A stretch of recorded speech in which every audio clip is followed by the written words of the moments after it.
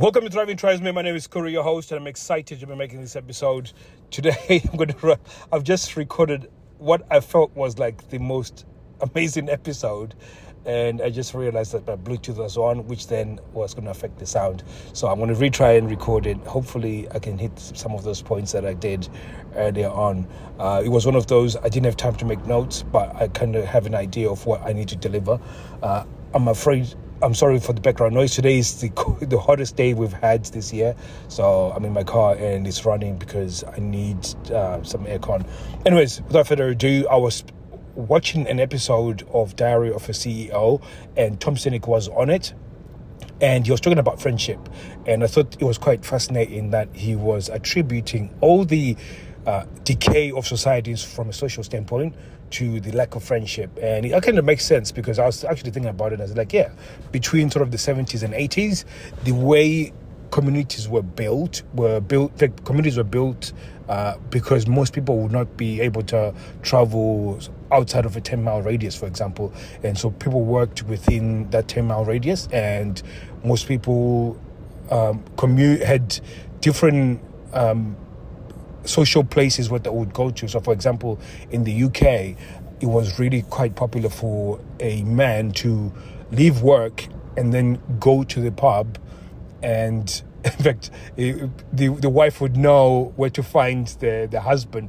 9 times out of 10, they'll be at the pub. So generally, they would leave work, go to the pub, share a couple of pints, and then go home. And this was important because when men would do that, they would tend to then share and have really good friendships, and they'll be able to form really good friendships. And this was very important because now when there's more and more pubs that are shutting, you can see that the more pubs that are shutting, it's also got when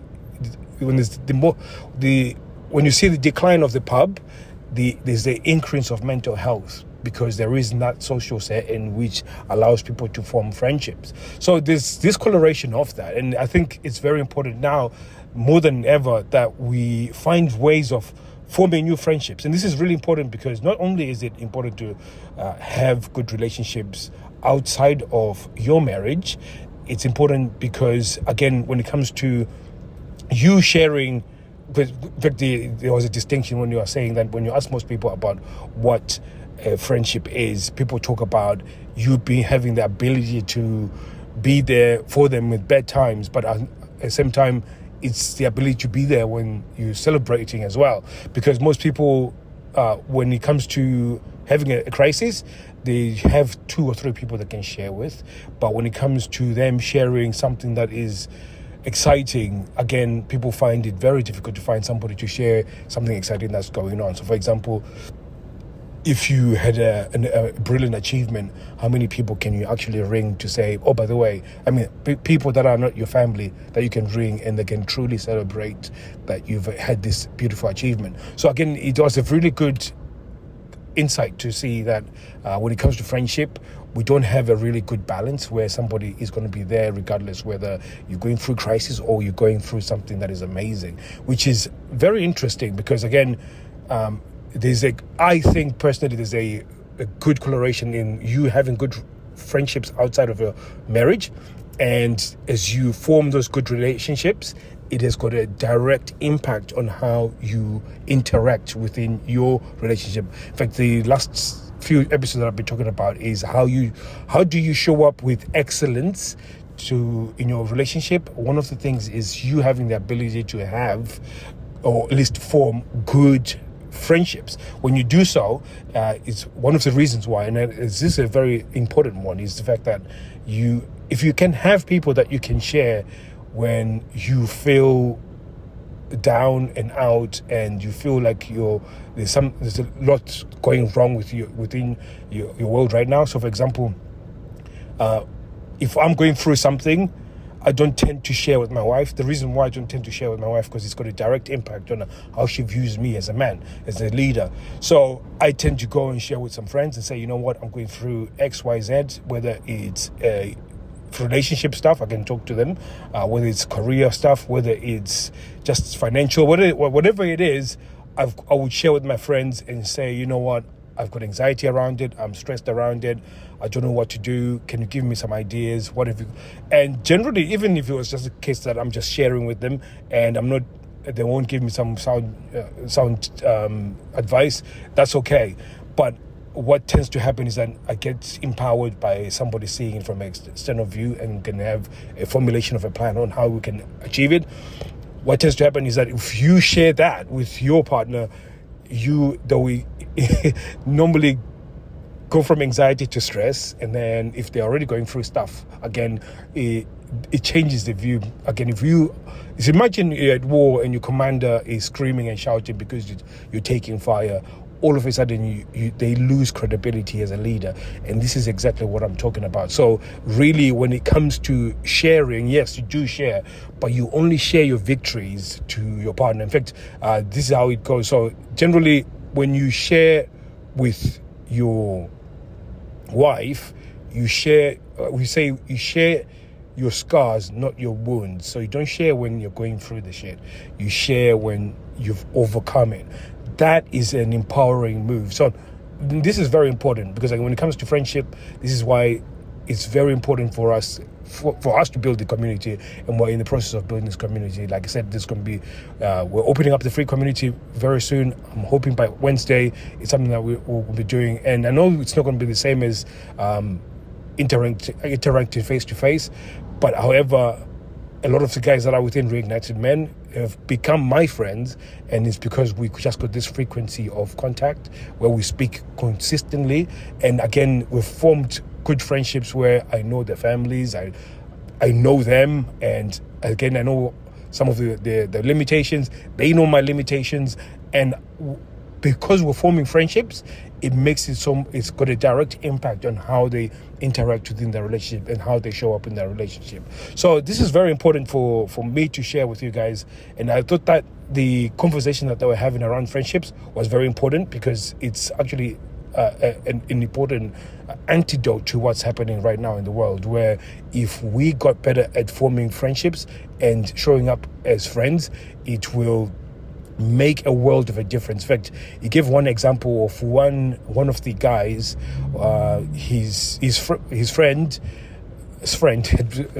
dad had passed away, and he texted him and said, I'm sorry you're going through this. I know what you're going through, and if there's anything I can do to help, just let me know. But at the same time, I know that you've been taking a lot of phone calls and a lot of messages, so I'm not going to ring you right now. But what I'm going to do is that I'm going to, from tomorrow, from 9:45, I'm going to ring you every single day. And you're not obligated to answer it, but I will ring you regardless. And this guy proceeded to ring him every single day at 9:45, and this guy was showing up as a friend in a way that was amazing. And what this did was the fact that regardless of whether he picked up or didn't pick up, he didn't make it up by himself. Like, look, I've been ringing you for a week and you've not answered the phone, and therefore what is wrong with you or what's wrong with me? He just decided, I'm just going to show up for you. And really, you just wanted him to look at the phone when it's ringing, or even see a missed call and see that he's not alone. There's somebody that is there with him.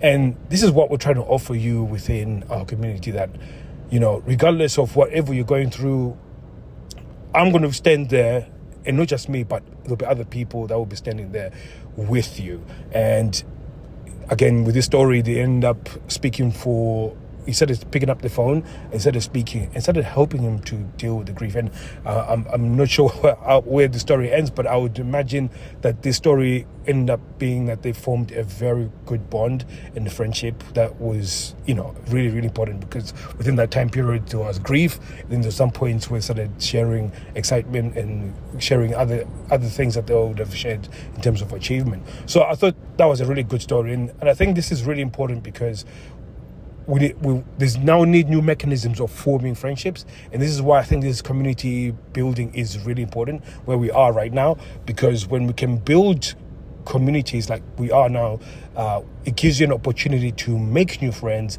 people that are going through the same thing, but not only that, some people that have achieved some results and be able to share some results. Now, he also shared that within AA, the Alcohol Anonymous, the people that are successful to get away from drinking and be very good at being successful with that, is that they master the 12th step. And the 12th step is that while you've mastered every other step, the 12th step is that you now have to sponsor somebody else. So you have to now take responsibility for somebody and basically form a friendship where that person becomes accountable to you and will be there in your good times, be there in your bad times, and be there to stand with you. So if you are ahead within that journey, you can now share with them how they can navigate the difficult parts of the places that the other person might find themselves. And I thought that was quite fascinating, because within our community, I think this is why it's going to be interesting. It's not just me speaking. There will be people that will be ahead of other people, and you sharing your part of your journey where you've been successful will be so fundamental in affecting your relationship, because when you can share and help somebody, it solidifies your purpose and gives you a sense of purpose within our community. But more importantly, it gives you a sense of achievement within yourself that will be only influential within your relationship, which is absolutely fascinating. I think it's really exciting for what we're trying to do. So really, when I was listening to it, I was just thinking, oh my God, this is exactly what we're trying to build. And you was talking about how if you can build friendships, it will actually be the antidote to every other challenge that we're facing right now, and be the thing that's going to change everything in terms of the world right now if we can form better relationships, or in fact better friendships. So thank you very much, guys. Hopefully that was as insightful as it was for me, and also I changed it so it can fit to what we're building right now, and just give you a better sense of what the community will do and how that will impact your relationship in a positive way. So thank you very much, guys. I'll be seeing you guys soon. Take care.